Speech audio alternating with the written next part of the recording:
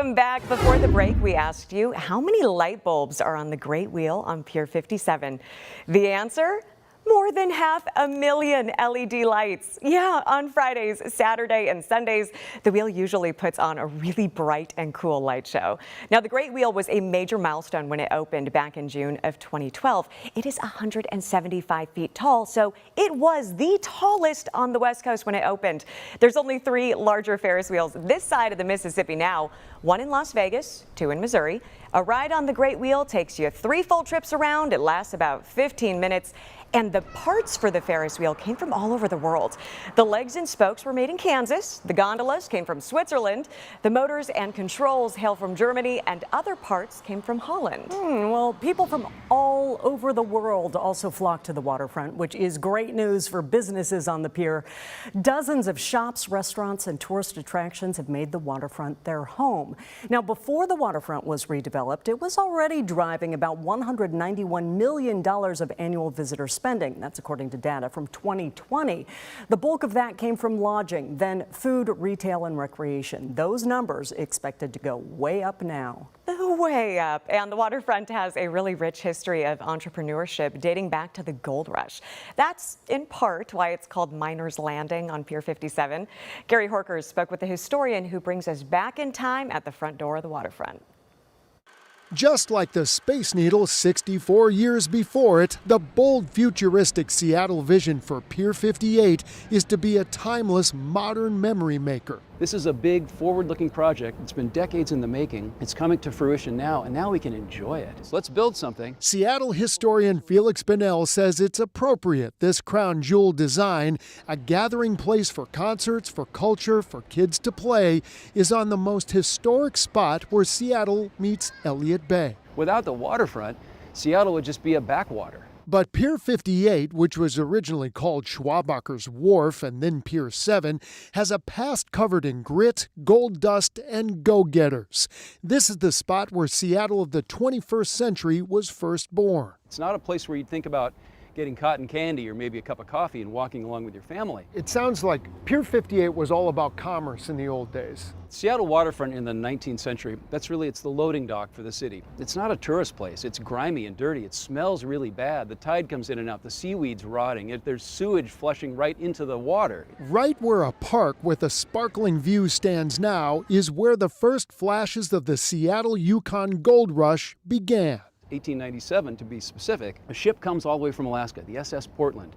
It's carrying a ton of gold, literally 2,000 pounds of gold. The headlines of the Klondike Gold Rush was a magnet for the masses, crowds of the curious to rogues chasing riches, all drawn to the ships at Pier 58. And you had to bring that gold to Seattle. And long after its world shipping port heyday ended, even as the viaduct was built right on top of it, people were still drawn here. In spite of the viaduct, the waterfront always attracted tourists. So in 1974, city leaders tried transforming the old pier into a new waterfront park, but it was criticized for being a little too concrete.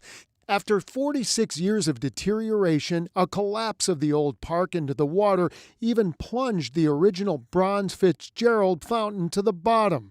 But divers brought it back, and the old fountain is now part of the new pier. Felix believes years of demolition, of planning, grinding, and designing now leaves us with Seattle's signature waterfront spot, a rejuvenation for generations. I think what's happening at the waterfront is exciting. I think it's about looking ahead many centuries. And for folks of the future who will probably call this home. Gary Horker, KIRO 7 News. And at the far end of the park, some history is being brought back better than ever. Back in the 1990s and early 2000s, Pier 62 was home to Summer Nights at the Pier, a concert series overlooking Elliott Bay. Well, in spring of 2025, longtime concert venue The Crocodile revitalized the concept, launching a similar waterfront summer concert series called Oodalali on Pier 62.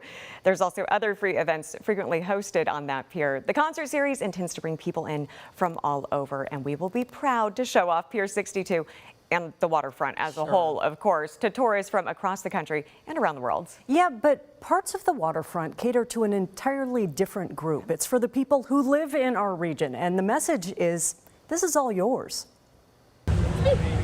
Seattle is the land of dogs.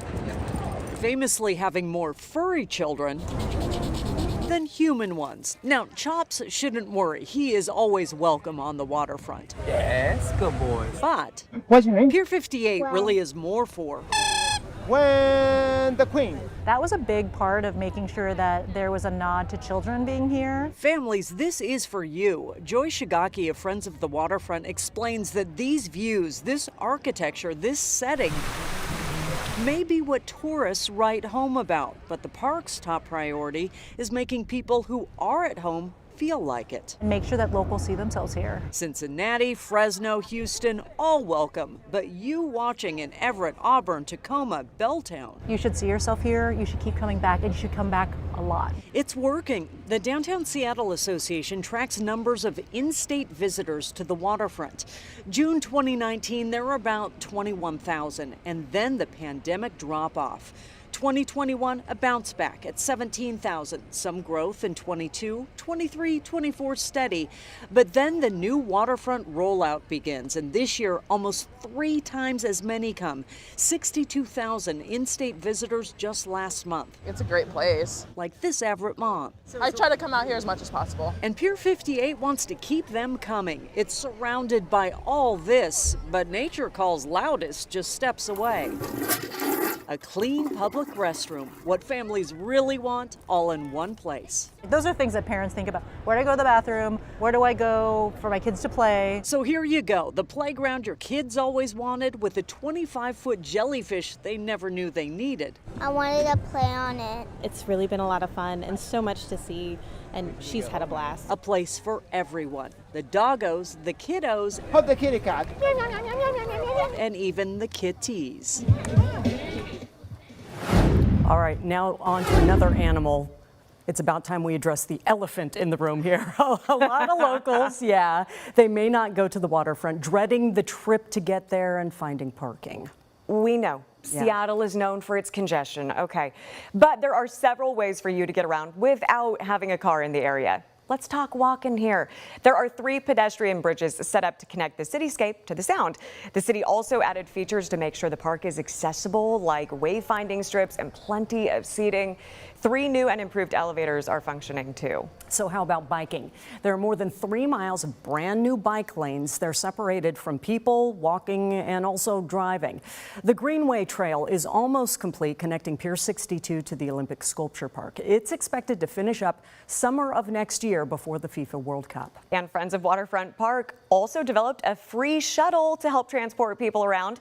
It goes from the Space Needle to King Street Station, making stops all along the waterfront, and it does run every 15 to 20 minutes. Now, if you are looking for parking, Friends of the Waterfront recommend the Pike Place Market Garage, also Hill Climb Garage, Republic Parking, and street parking. And still ahead with the waterfront ready to go is Seattle ready for the tourists. What this new development means with the World Cup on the horizon. And as we go to break, a trivia question. You have seen this sign on Alaskan Way. Do you know what it means? The answer after this.